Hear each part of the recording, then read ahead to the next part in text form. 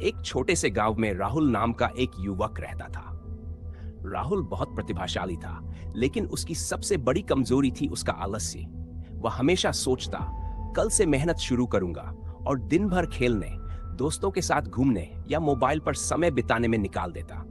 गांव के लोग उसकी प्रतिभा की तारीफ करते, लेकिन यह भी कहते कि अगर वह समय का सही इस्तेमाल नहीं करेगा तो उसका टैलेंट बेकार चला जाएगा।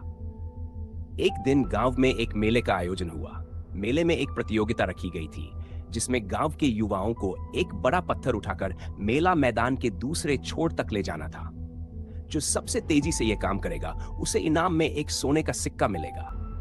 राहुल को लगा कि यह उसके लिए आसान होगा, क्योंकि वह ताकतवर था। उसने सोचा, मैं तो अभी थोड़ा आराम कर लूंगा, फिर आखिरी समय में हिस्सा ले लूंगा।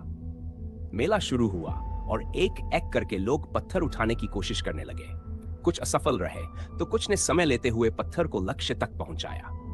राहुल बस बैठा देखता रहा और सोचता रहा कि वह आखिरी पल में सबको चौंका देगा।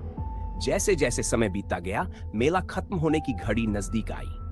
आखिरी 5 मिनट बचे थे जब राहुल उठा और पत्थर की ओर बढ़ा। उसने पूरी ताकत लगाई और सचमुच वह पत्थर को उठाने में कामयाब हो गया।